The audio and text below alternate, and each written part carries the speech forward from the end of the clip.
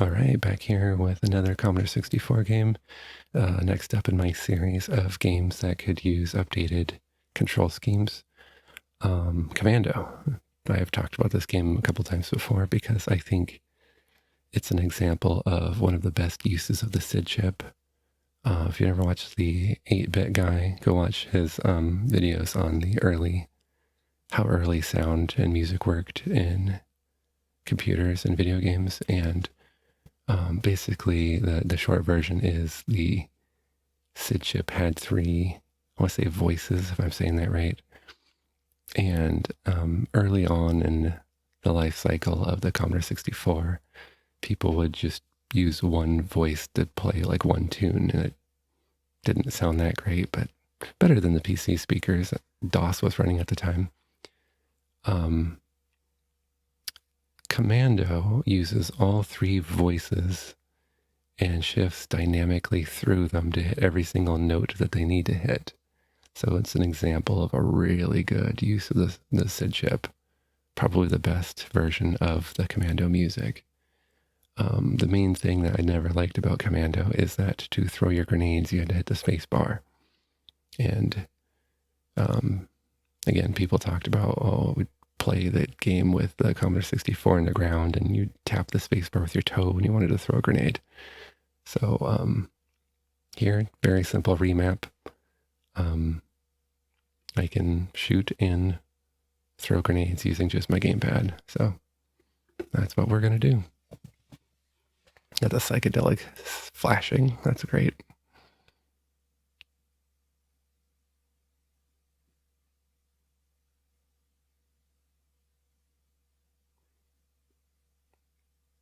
Like, yeah. All right, and then this was cracked by Jack Alien of Remember, and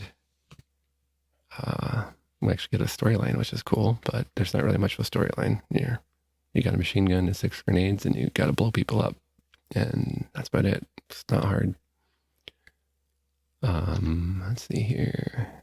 Go ahead and do high score mode, and I don't really care about the old high score. All right.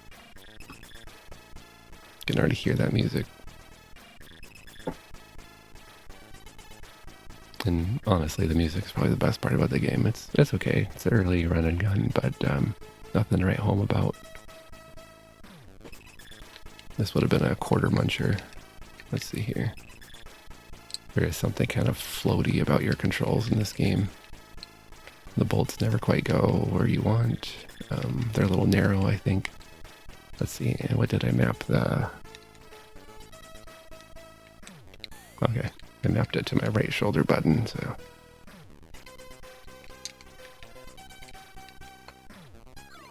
This is a case of a game where you kind of want to be more careful than just running around. Like, think about this game as a precursor.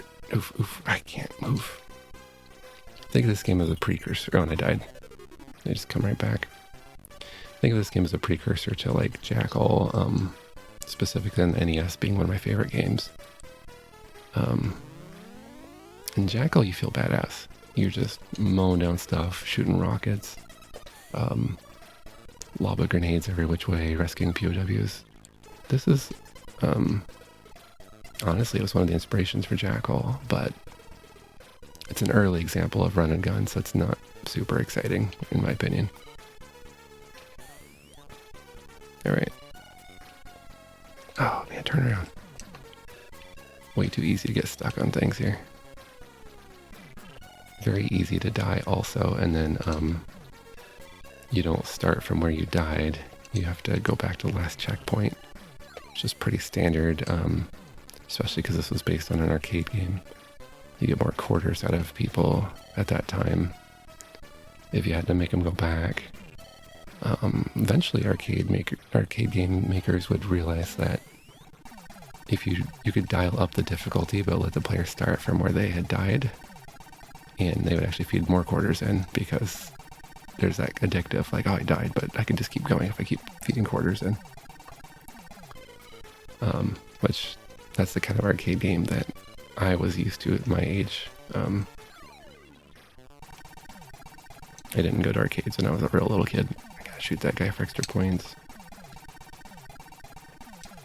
And then here it's just, oof, and then I died, so back to the checkpoint. But that's basically like a, I was gonna say boss rush or something, but it's not a boss exactly. It's just a wall of enemy soldiers.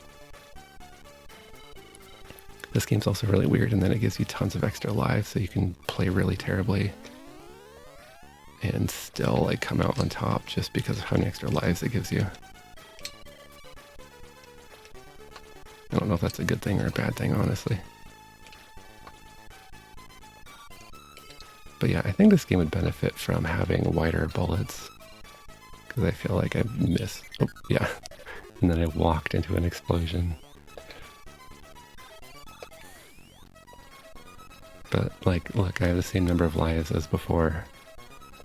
Between this pile of gold bars and the fact that killing that green guy gives you a ton of points.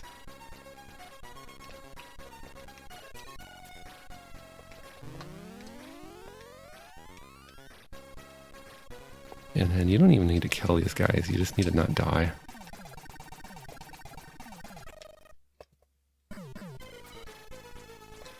I'm up to 6 lives.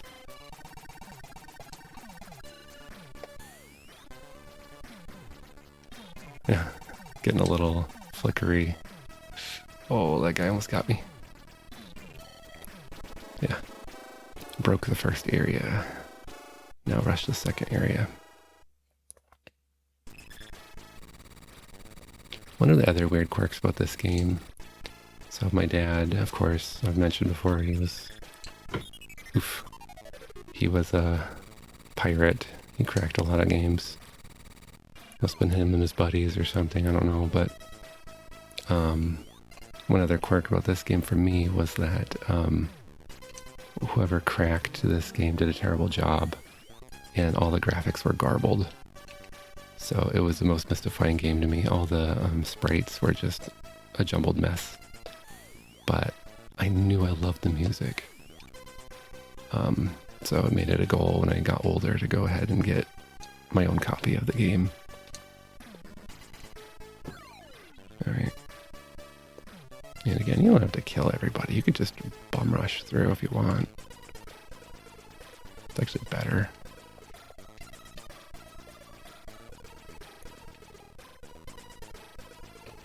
That's probably how I should be playing. Just bum rush through. I think you could blow those up. Yeah, you could blow up the turrets. Or the bunkers, whatever you want to call them. Oh, enemies are coming out of these holes in the side.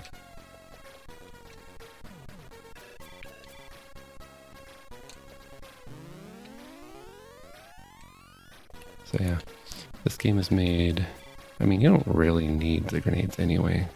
So this game is kind of only marginally better with the remapped controls, but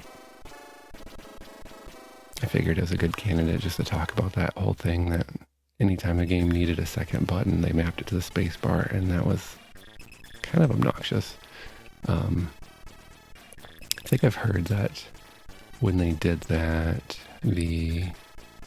what was it? They would put the game on game port, oh boy. They'd put the game on game port 2, and then if you were to press the button on game port 1, it would hit the space bar, so you could, again, have both joysticks, which I don't see that as a viable strategy at all. Oh, whoa, jeez. You guys are making me work for this. Shooting rockets at me and stuff. And I can see I'm up to like 8 lives. It's pretty crazy. By the way, there's only 3 levels in this game, and then it loops, so after this little whatever it is, that's it. Game's over. Oop, I died. I'm not going to keep playing loops again, just like Survivor. It's just no point, really. You can play for high score, it's fine. And then if you just stand here in the doorway, you can kill most of these guys. Except if you're dumb like me. Alright. Nope, missed the gold again. Why is there just piles of like gold bricks? But yeah. At the very least, they have the same, wimpy bullets that I have. Makes it a little bit more fair. That it's easy to dodge their wimpy little bullets. Yeah, and that's it. That's the whole game, guys. I get in the base, blow it up.